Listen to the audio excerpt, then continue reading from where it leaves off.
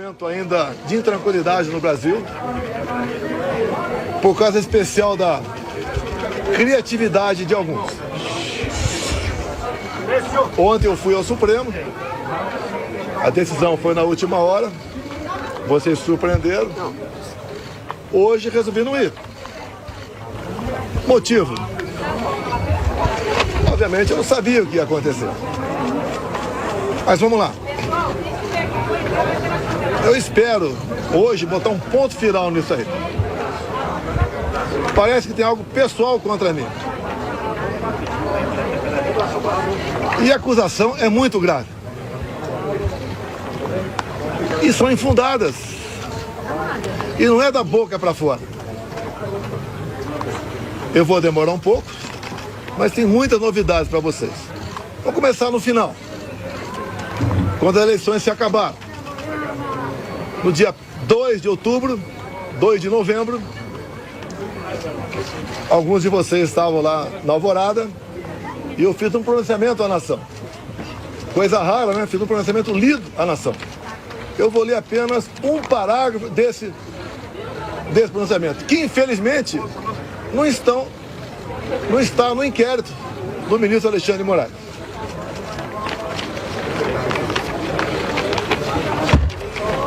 Lá, o terceiro parágrafo, bem curtinho.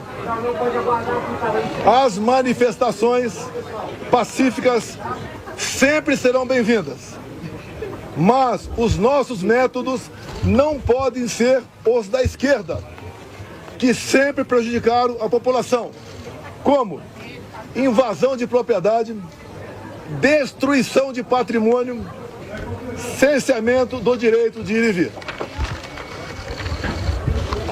Ato contínuo, começamos a transição. Alguns dias depois desse pronunciamento, os caminhoneiros começaram a obstruir vias pelo Brasil. Eu fiz um vídeo pedindo para que eles se desmobilizassem. Eu não tinha intenção nenhuma em parar o Brasil, criar o caos, ou estava pensando em outra coisa. Eles cumpriram esse pedido meu. Durante a transição, conduzida pelo senador Ciro Nogueira, tive um encontro no começo de dezembro, no Alvorada, com o escolhido futuro ministro da Defesa, José Múcio. Ele foi pedir um apoio para mim, para que tivesse mais acesso aos respectivos ministérios. No dia seguinte, ele foi atendido em tudo. Voltou depois, entrar em contato conosco e pediu que eu nomeasse os comandantes militares indicados pelo presidente eleito Lula da Silva. Foi que eu fiz. Em dezembro, nomeamos 2 comandantes. O outro saiu mais no final. Atendi ao presidente Lula.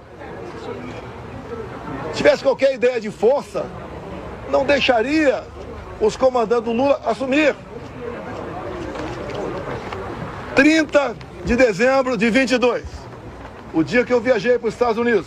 Mas, antes de viajar, eu fiz uma live que, lamentavelmente, não estão nos inquéritos do senhor Alexandre de Moraes.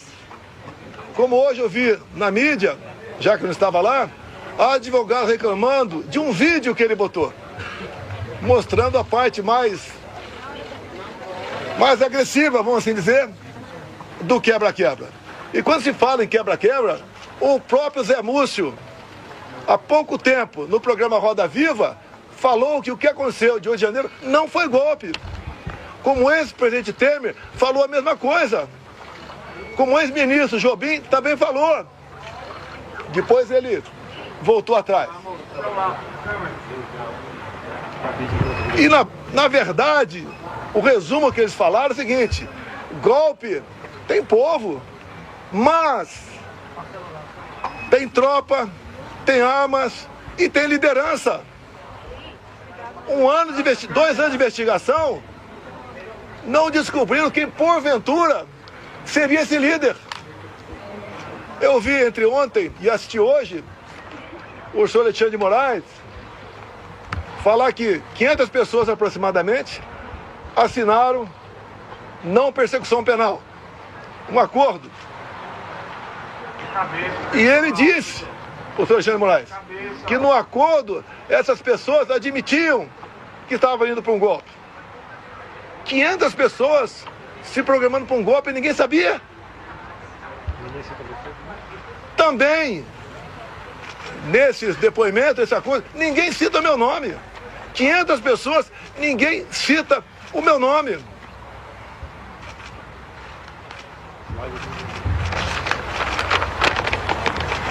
Vamos aqui para a live de 30 de dezembro, o dia que eu viajei para os Estados Unidos. Um pedacinho bem curto aqui, mas lamentavelmente as imagens não estão no inquérito do Alexandre Moraes. Ele bota o que ele quer lá. Por isso, seus inquéritos são secretos ou confidenciais. Na live.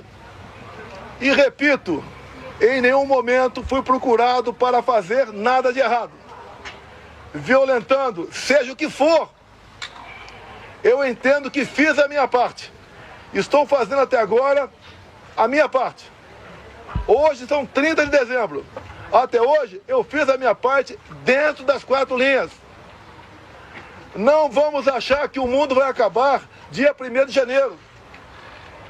Vamos pro tudo ou nada. Não! Não tem tudo ou nada. Inteligência. Mostrar que somos diferentes dos outros. Nós respeitamos as normas, as leis, a Constituição. Nós sabemos dar valor à liberdade. Talvez isso seja o de mais importante. Mas o pessoal deve perguntar, por que estado de defesa? Lá atrás foi discutido estado de sítio. Você deve se lembrar, na matéria do Gringão, que passou para a Folha de São Paulo, áudios. Um dos áudios dizia, carregue num 4-2. Eles estavam na dúvida do que me acusar. Estavam na dúvida. Ele achou naquele momento que era melhor falar que queria dar um golpe usando o artigo 142 da Constituição. E agora, entre ontem e hoje, palavras do ministro relator, ficou convencionado por ele, estado de defesa. E o decreto estava pronto para assinar. Seria então, se eu assinasse, o início do golpe. Segundo o ministro relator, configurou-se o golpe a partir desse momento. Mas, antes de hipotética assinatura de um decreto de estado de defesa, como está no artigo 136 da Constituição, o presidente da República tem que convocar os conselhos da República e da Defesa. Aí seria o primeiro passo. Não adianta botar um decreto na frente do presidente, de estado de defesa, e assinar, está resolvido. Não convoquei os conselhos da República e da Defesa. Nem as preparatórias houveram para isso. Se é que você trabalhar com o dispositivo constitucional, é sinal de golpe. Golpe não tem lei, não tem norma. Golpe tem conspiração com a imprensa, com o parlamento, setor do poder judiciário, setor da economia, fora do Brasil. Forças Armadas em primeiro lugar, sociedade, empresários, agricultores. Aí você começa a gestar um hipotético golpe. Nada disso houve. Agora, por que se comentou estado de defesa e estado de sítio? Para a gente desmontar de vez essa história de golpe em cima de um dispositivo constitucional. 2014, acabaram as eleições, Dilma ganhou de Aécio Neves. O que o PSDB fez? Contratou uma auditoria externa. Talvez para dar mais credibilidade ao parecer final. Conclusão, parecer final da auditoria externa contratada pela PSDB sobre eleições. As urnas são inauditáveis. Não sou eu que disse isso. Isso foi em 2015. Eleição em 2014. Desde 2012, eu já tinha ações dentro da Câmara dos Deputados pelo voto impresso. Antes de mim, Flávio Dino foi claro, dizendo que perdeu as eleições por causa do voto eletrônico. Antes disso também, Carlos Lupe, do PDT, em inserções de programa eleitoral gratuito, ele disse: eleições sem voto impresso é fraude. E foi ele que entrou com uma ação contra mim no TSE. Outros 10, 12 falavam a mesma coisa. Eu não era sozinho, não estava sozinho na defesa do voto impresso. Eu não sou obrigado a acreditar, confiar num programador. Eu confio na máquina. Não sou obrigado a acreditar num programador. Em 2015, eu, deputado Jair Bolsonaro, aprovou uma emenda numa proposta de lei eleitoral, cujo relator era Rodrigo Maia, permitindo o voto impresso. A senhora Dilma Rousseff vetou. Foi derrubado o veto. Na Câmara, algo surreal. Até o PT votou para derrubar o veto. Ato contínuo. Fui convidado pelo ministro Supremo, Luiz Fux, a ir ao TSE. Chegando lá, encontrei o ministro Fux. Tratou muito bem, feliz. Ele me convidou para ir para lá. E falou que o TSE tinha tomado todas as medidas para implementar o voto impresso nas eleições de 2018. E ele falou: deputado, por falta de recurso, apenas 5% das sessões terão voto impresso. Eu falei: é uma excelente referência. É mais número de eleitores do que uma pesquisa. Eu só faço um pedido para o senhor: pulverize as urnas. Ele falou: já está programado, serão pulverizadas. O TSE começou a preparar. Tem um vídeo do ministro Gilmar Mendes, ministro Barroso, elogiando a nova urna eletrônica com a impressora do lado. Bem, poucos meses depois, por 8-3, o Supremo Tribunal Federal disse que a urna era inconstitucional. Essa ação foi proposta pela senhora Raquel Dodge na época, chefe do MP. Porque a impressão do voto, segundo o Supremo e ela, segundo o Supremo e ela, a impressão do voto colocava em risco a segurança das eleições, o sigilo do voto. Esses foram os argumentos. Deixo claro que na Venezuela só foi possível detectar fraude o ano passado por causa do voto impresso. Foi a primeira vez que a Venezuela adotou o voto impresso. Por que a Venezuela fez isso? Já que o sistema eleitoral deles era exatamente igual ao nosso. Porque houve um momento que o governo Biden queria comprar petróleo da Venezuela. E não podia comprar o petróleo sem nada em troca. Então foi feito um acordo, governo Biden dos Estados Unidos, governo Maduro da Venezuela e oposição. E impuseram então o voto impresso. Ele foi testado a primeira vez, em dezembro do ano retrasado, na Venezuela, num referendo, se podia ou não invadir a Guiana para tomar posse da região de Essequibo, que depois que apareceu o petróleo, a Guiana ficou um país cobiçado. E o Maduro, quando foi votar no referendo, falou: aqui você vota sim, sim, sim, sim, papelzinho, não é igual a outro país, é papelzinho dentro da urna. E o Maduro aceitou por que o voto impresso? Já queria ter problema com a Maria Corina ou com o Capriles, os maiores adversários dele naquele momento. O que ele fez? Tornou-os, Maria Corina e Capriles, inelegíveis por 15 anos. Qual a acusação? Atos antidemocráticos.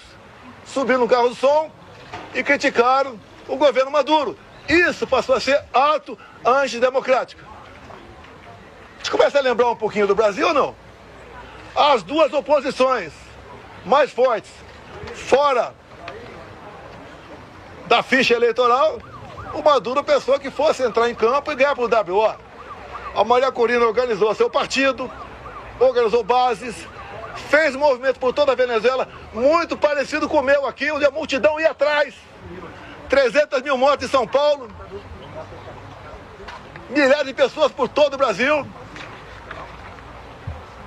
Tiveram as eleições. A Maria Corina se organizou, não vou entrar em detalhe aqui, se organizou. Quando começou a apuração, chegando na casa de 70%, o que o Maduro fez? Suspendeu. E logo depois, se autodeclarou eleito presidente da Venezuela, ou melhor, reeleito. Mas a oposição tinha boletim de urna, tinha atas. E essa questão se alastrou fora da Venezuela. Chegou-se à conclusão, então, que tinha havido fraude por parte do Maduro. E tinha que encerrar as eleições por ali, caso contrário, ia dar a vitória do Edmundo, o candidato da Maria Corina. E dali para frente vocês sabem a história. O governo brasileiro, o PT reconheceu a vitória do Maduro. O governo brasileiro, Lula da Silva já, não quis reconhecer. Houve um entreveiro entre ambos. O Maduro falou em certo momento: a sua justiça eleitoral reconheceu você vitorioso aí. A minha reconheceu aqui. Fique quieto ou vou falar. Palavra do Maduro. O voto impresso é um direito. Como a contagem pública de votos tem que ser feita. A Alemanha não aceitou o voto igual ao nosso. Presidente, sobre a decisão de hoje... Não. Desculpa aqui. Eu não vou atender, com todo respeito a você, não vou te atender aqui. Tá? Tá ok. Depois eu fico aberto a... Então o voto impresso, mais de 400 deputados derrubaram o veto em 2016 para 2017. Eles estavam atacando a democracia, quem votou para derrubar o veto, atentaram contra o Estado Democrático de Direito. Agora vamos num ponto nevrálgico aqui sobre o voto impresso. Quando acabaram as minhas eleições, a última agora, em 22, o meu partido peticionou o TSE. No dia seguinte, o ministro-presidente do TSE, Alexandre de Moraes, não aceitou, mandou arquivo e nos deu uma multa de 22 milhões de reais. Alguém já viu um advogado ser multado por aí? Por peticionar alguém do Poder Judiciário? Se ele tivesse recorrido, a multa poderia passar para 200 milhões. Ou até mesmo, quem sabe, caçar o registro. Então, não tínhamos como discutir dentro da justiça eleitoral essa questão. Vamos voltar um pouquinho para 2018. Para depois voltar para 22. 2018, eu ganhei no segundo turno. Uma enxurrada de votos, teve a facada. Mas, 2 dias depois do segundo turno de 2018, chegou um papel no TSE, bem fundamentado, dizendo que tinha havido fraude. O que o TSE fez na pessoa da ministra Rosa Weber, presidente? Oficiou a Polícia Federal e foi aberto o inquérito. Opa! Para investigar a eleição de Jair Bolsonaro, ganhador, tem inquérito. Pro lado de cá, quando eu perco, quando o Lula ganha, não pode nem petição. E foi aberto o inquérito, que alguns de vocês já ouviram falar sobre ele. Inquérito 1361 de novembro de 2018. Para apurar fraude.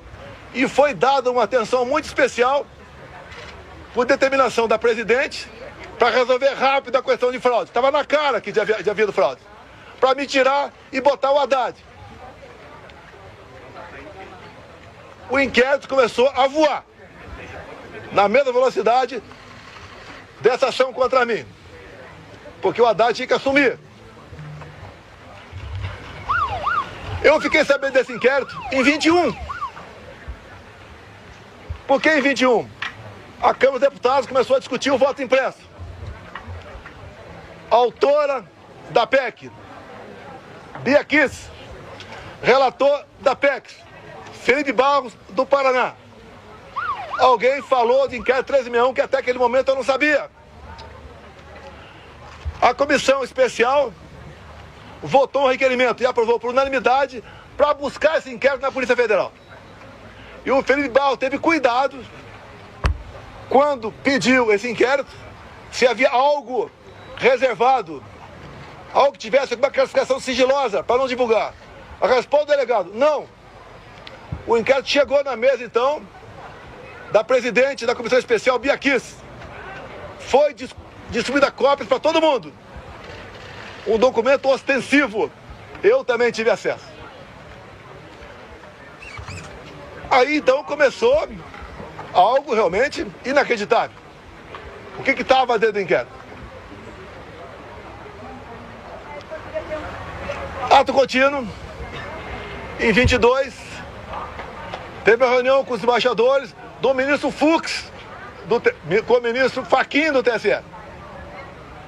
E ele acabou essa reunião com os embaixadores dizendo o seguinte, algo parecido com o seguinte, senhores embaixadores, tão logo o TSE anuncia o resultado, os senhores devem, junto aos seus respectivos chefes de Estado, reconhecer imediatamente o ganhador das eleições. No mínimo, sinal amarelo. Fosse quem quer, eu ou Lula, é para reconhecer imediatamente?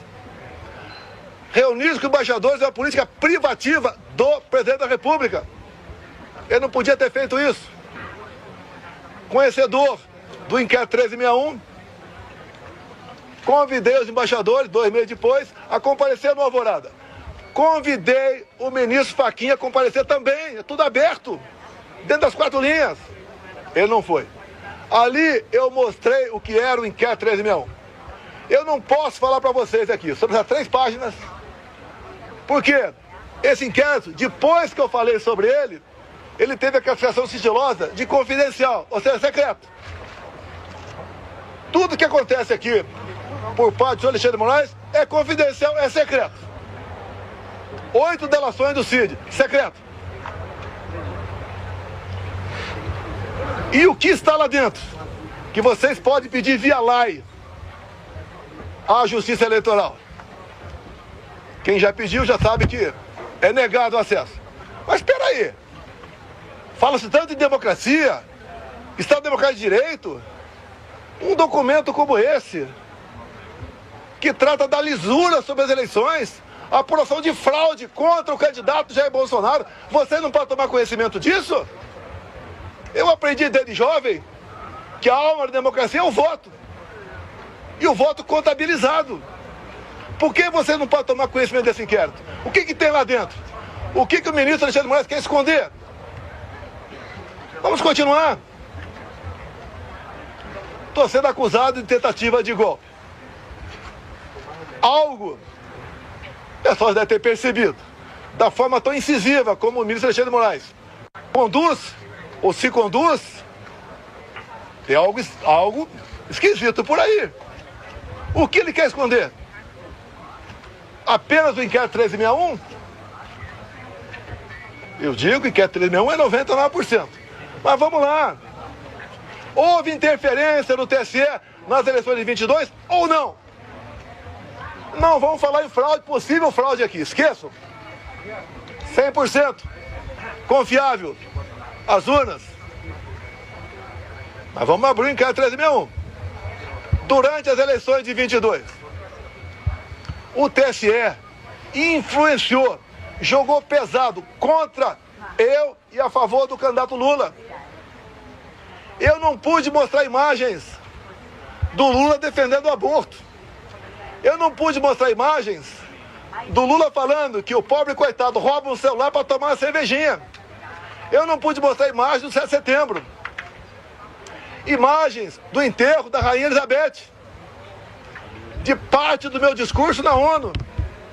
O Lula ao lado de ditadores. Eu não podia mostrar nada. Eu não pude mostrar a imagem do Lula com o gorro CPX na cabeça, que eu me reuni com embaixadores aqui.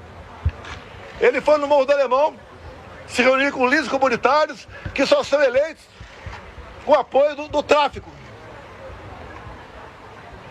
Eu não pude mostrar nada. Na reta final, 1,5 milhão de inserções da rádio foram negados. Nordeste especial, a grande parte lá não apareceu. E como fomos reclamar, ainda fomos advertidos. Culpado a nós. Assim se comportou o sistema eleitoral. E mais ainda, mais grave, a diferença foram 2 milhões de votos. Estão no papel, 2 milhões de votos. O TSE fez uma campanha massiva para que jovens de 16, 17 anos retirassem seu título. Essa faixa etária, 75% vota na esquerda. Mais de 4 milhões de jovens retiraram o título. Só aí dá uma diferença a mais, ponto candidato, 2 milhões de votos. Mas uma lei eleitoral, para ter eficácia, ela tem que ser sancionada um ano antes das eleições. As resoluções, 6 meses antes. Entre o primeiro e o segundo turno de 22, houve a resolução do TSE. Era para censurar. Até a ministra Carmen Lúcia falou o quê? Olha, eu sou contra a censura, mas o momento aqui é especialíssimo. Vou votar sim. E o Alexandre de Moraes aprovou uma resolução entre o primeiro e o segundo turno, proibida por lei. Com mais força ainda, a Justiça Eleitoral foi para cima do pessoal da direita, desmonetizando páginas, derrubando páginas, prendendo gente. Fizeram barbaridade contra a minha pessoa. A Justiça Eleitoral se comportou corretamente, dado que eu falei aqui, sim ou não? Eu que sou golpista? Eu que sou golpista? Esses 2 vídeos aqui estão nos autos do inquérito. Os advogados reclamaram de um vídeo que estava hoje, foi mostrado aqui no TSE. Eu sou o culpado. Repito, na delação do Cid, ele diz que, vamos partir do princípio, está tudo certo com a delação dele. Ele diz ali que ficou sabendo do 8 de janeiro, no dia 8 de janeiro. Já falei, estou repetindo, nos 500 acordos de não persecução penal, em nenhum deles, que eu tomei conhecimento, alguém cita meu nome. Graças a Deus eu saí aqui dia 3 de dezembro, porque eu não queria passar faixa para um cara com passado como o Lula tem. Não há crime nenhum não passar faixa. Não está escrito que é proibido passar faixa. Fui para os Estados Unidos e essa artimanha do 8 de janeiro, eu falo artimanha porque o ministro Flávio Dino, na Justiça, negou os vídeos do 8 de janeiro. Quase 200 máquinas. Ele entregou apenas 4 vídeos e falou que o contrato tinha vencido. Ah, pelo amor de Deus! Pelo amor de Deus! Eu sou golpista? 8 de janeiro, eu estava nos Estados Unidos. Uma das 5 acusações contra mim é destruição de patrimônio, só se for por telepatia. Existia, pegaram, fizeram pesca probatória, reviraram a vida de todo mundo, 3 buscas e apreensão em casa, não acharam nada a meu respeito. O próprio Cid falou que os militares estavam de férias no início de janeiro. Daí invento, o Lula ia assinar uma GLO. Se assinar é problema dele, pô. Vai dar golpe com os comandantes do Lula? Se os meus tivessem mantido, podia até ter uma elucubração nesse sentido. Os comandantes jamais embarcariam numa aventura. Discutir, como disse o então comandante do Exército, discutir hipóteses de dispositivos constitucionais, isso não é crime.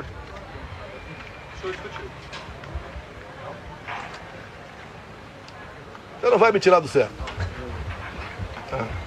Acho que a maioria já aprendeu aqui como é que eu ajo. quiserem tumultuar com você, é outra história, vou embora. Vou abrir a pergunta para vocês. Diz Alexandre de Moraes que o golpe começou dia 29 de julho de 21. Um ano e meio antes de acabar 22. E ele tinha que, para dar ênfase à historinha dele, tinha que acabar de 8 de janeiro. E como é que ele chegou 29 de julho de 21? Pegou de janeiro e começou a voltar. O que aconteceu nesse dia que vocês não ficaram sabendo? Ou foi a PF que descobriu? Aquela banda da PF. Nesse dia eu fiz uma live onde eu falei sobre o inquérito 1361. Qual o problema? Um inquérito ostensivo. E diz ele que eu difundi fake news. Eu difundi o que tinha dentro do inquérito. Se é fake news, o inquérito é mentiroso. Esse inquérito está inconcluso até hoje. Saiu de Brasília e foi para São Paulo. Nenhum delegado quer assinar o relatório final. Dado as barbaridades nessas 3 páginas sobre o sistema eleitoral. Eu acredito que vocês querem ter conhecimento disso aí. Vamos botar um ponto final? Vamos! O senhor Alexandre de Moraes suspenda o sigilo do inquérito 1361 de novembro de 2018. É fácil! Vamos para a verdade, vamos botar tudo na mesa. Por que essas prisões absurdas? 17 anos, como 14 para Débora agora. A Débora é uma golpista, terrorista. Ela está sofrendo mais que qualquer ser humano para sofrer na vida. Ela acorda e dorme, sem dar um beijo, sem dar um banho nos seus filhos. De 10 e 7 anos de idade. Por que 14 anos, 17 anos? Quer botar 30 em mim. Se eu tivesse devendo qualquer coisa, não estaria aqui. Fui para os Estados Unidos, graças a Deus, que se tivesse aqui de 8 de janeiro, estaria preso até hoje. Ou morto. Que é o sonho que eu sei que é de alguns aí. Que eu preso vou dar trabalho. Não vai acontecer não, Deus está contigo, presidente. Então, aqui está grande parte, quase toda a verdade que interessa. Repetindo, 2 de novembro de 22. Quando eu falei com a imprensa, li um papel e começam dizendo que vão sentir saudade de mim, como estão sentindo hoje. Eu vou estar o mês que vem no Rio Grande do Norte com o senador Marinho, como eu já tive outras vezes, depois das eleições. O tratamento é excepcional. Porque o João 832 eu usei na campanha e durante meu mandato. A verdade dói, mas o povo entendeu que a verdade é necessária. É picanha, de gás, cervejinha. Não tem nem ovo agora. A inflação está aí. O povo não quer mais confusão. Por isso que eu falo em anistia. Eu duvido que uma mãe aqui não se coloque no lugar da Débora e não queira anistia. Não encontrar nenhuma arma aqui. Eu estou sendo acusado junto com essas pessoas que foram presas. Tentativa armada. Que arma? Vai no Senado aqui. As armas apreendidas, estilingue, meia dúzia de mais nada. Que mais? Uma senhora com a Bíblia. Agora, as coisas aconteceram antes do pessoal que estava no acampamento vir para cá.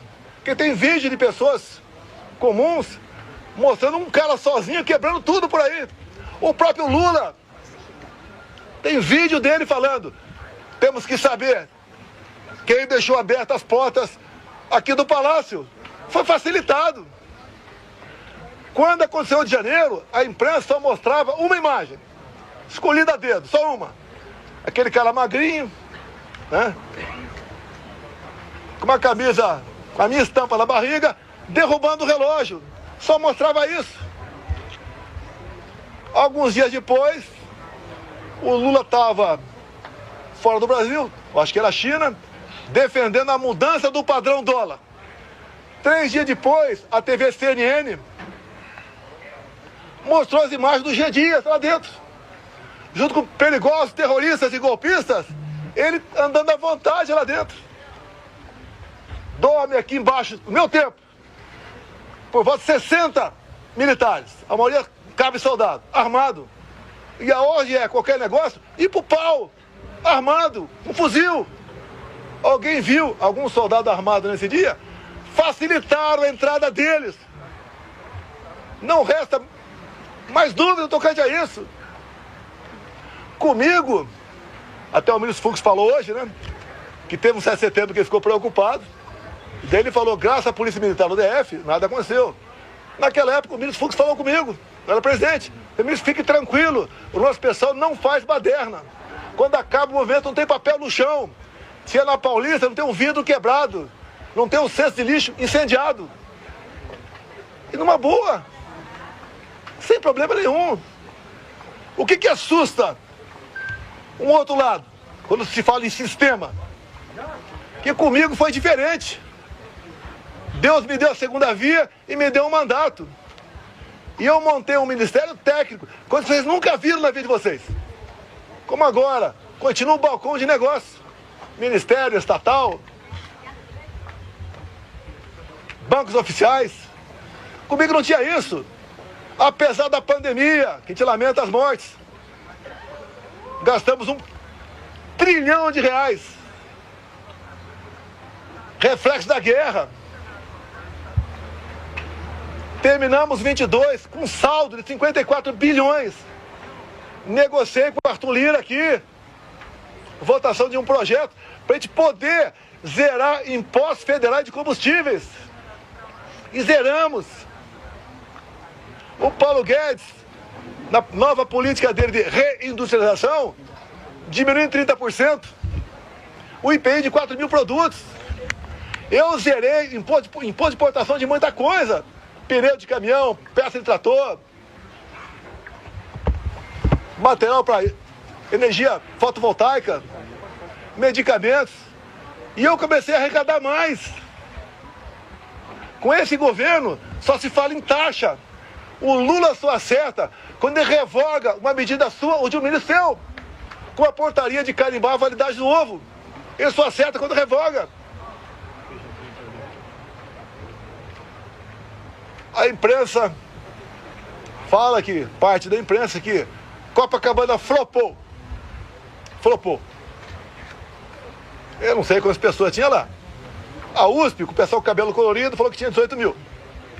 Ou tinha um quarto de Maracanã. Um quarto de Maracanã. A PM falou 400 mil. Mas nós levantamos que tinha mais 3 milhões de pessoas assistindo via internet. Como, por exemplo, a Rádio Ouro Verde. 3 milhões e meio. Corrigindo aqui, 3 milhões e meio de pessoas.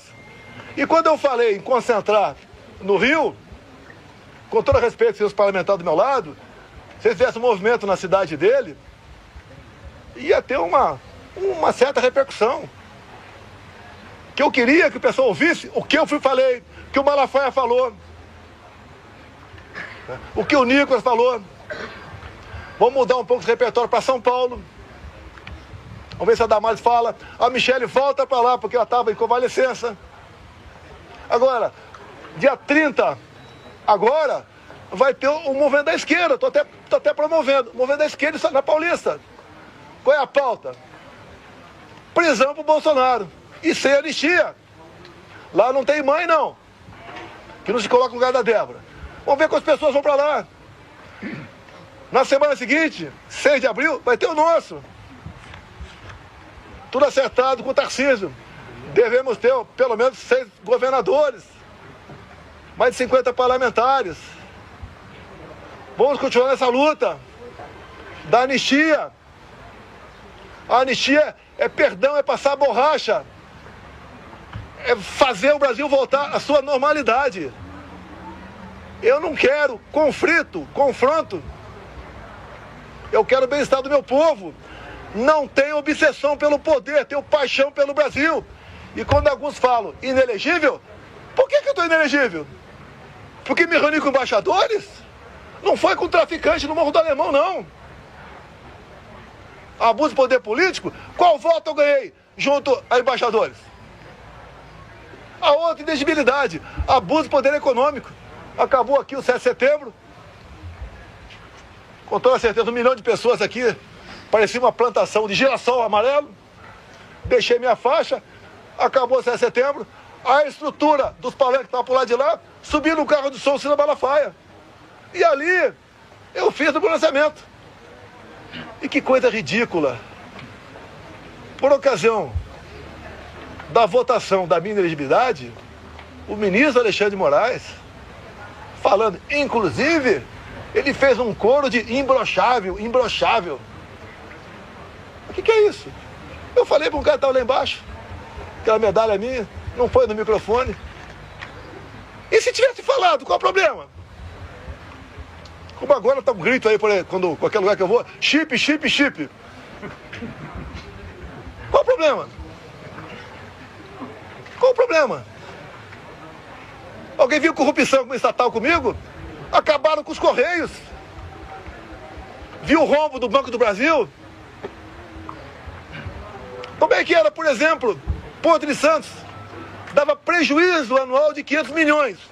O Tarcísio assumiu o ministério. Passou a dar lucro de 500 milhões. Para onde ia esse 1 bilhão de reais? Ia para o bolso de alguém. Que, obviamente, começou a trabalhar contra mim. Perdeu 1 bilhão por ano. Você vai lá em Itaipu Binacional. Era conhecida apenas como uma empresa que gerava energia. Quando o Gelson Civiluna assumiu, ele ligou para mim, ficou abismado com o tamanho da corrupção lá dentro. Eu falei, mas como é que isso nunca veio à tona? Porque Itaipu Binacional, por ser binacional, não é auditada pelo TCU. Podia meter o braço até o sovaco e roubar. Nós tapamos esse rombo. Junto com o ministro Saxida, foi a reta final. O que nós fizemos? Reduzimos em 45% o preço da tarifa em dólar. E mais, concluímos a segunda ponte com o Paraguai. Não é uma pinguela, não. Uma ponte de 470 metros de vão. Tá 2 anos faltando a cabeceira. Começamos a terceira ponte em Porto Murtinho, para a Bioceânica. Alongamos em 600 metros o aeroporto de Foz do Iguaçu. Levou água para o Nordeste. Vamos terminar Itaipu aqui.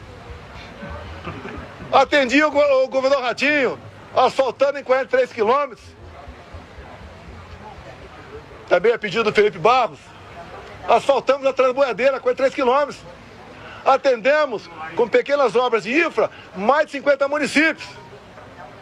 O então secretário da Pesca, Jorge Seife, começou a tratativa com o Paraguai para nós praticarmos a piscicultura no Lago de Foz. A previsão era aumentar em 20% a produção de pescado no Brasil.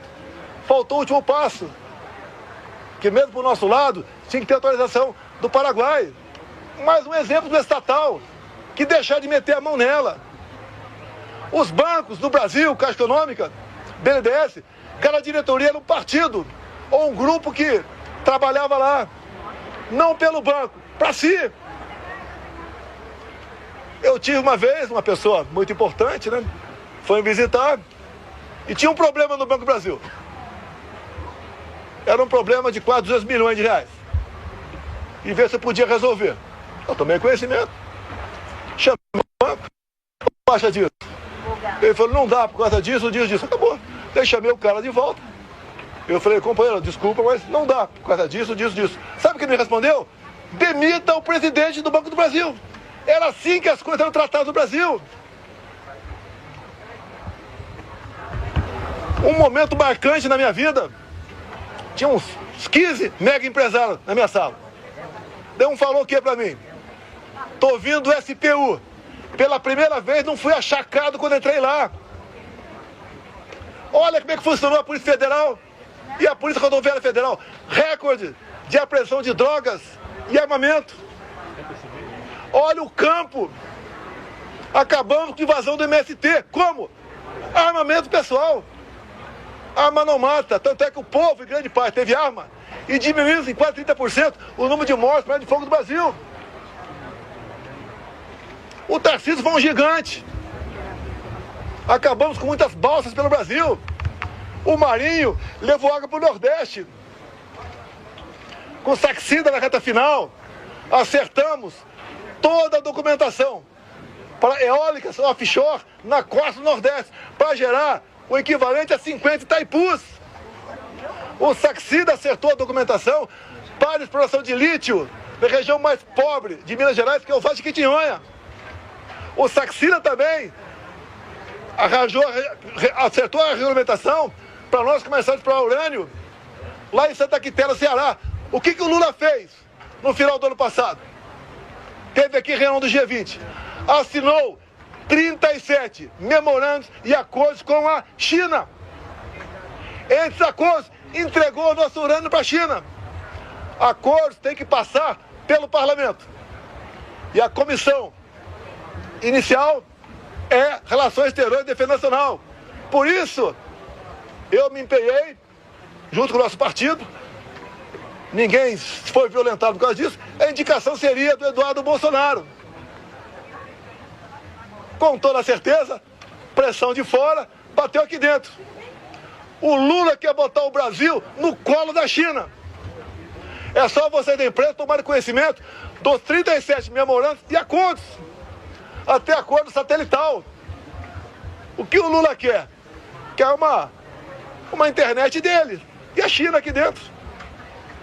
Não tem como esse país ir para frente. Não tem. É impossível esse país ir para frente. Temos potencial para dar um salto enorme. Por que não vai para frente? Grupelhos. E quando eu acabo com o loteamento, ou em grande parte, desses loteamentos, em estatais, em ministérios, em bancos oficiais, eu estou dando um golpe nessas pessoas que sempre se viveram na sombra do poder.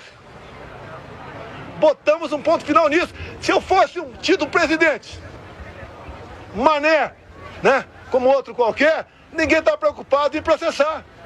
Me pinto agora nesse inquérito como o maior criminoso da democracia. Eu não interferi no TSE, o outro lado interferiu. Eu não soltei nenhum bandido para disputar a eleição. Eu não tornei nenhum bandido elegível, anulando condenações para poder disputar a eleição. Dá para entender uma união de Alckmin com Lula? Com tudo que eles foram do passado? Que constrangedor para o Alckmin ir num evento com Lula e cantar Internacional Socialista. O Alckmin ir para o Irã, ficar ao lado de 4 terroristas, 3 já foram eliminados. O Alckmin e Lula falar que o Hamas não é um grupo terrorista. O que eles querem fazer com a polícia militar agora? Numa PEC. Acabar com a polícia militar no Brasil. Não tem nada para dar acesso a esse país. Vou encerrando, abrindo para alguma pergunta. Presidente, o senhor teme uma eventual prisão agora que o senhor se torna o réu? Os advogados orientando aqui a não dar...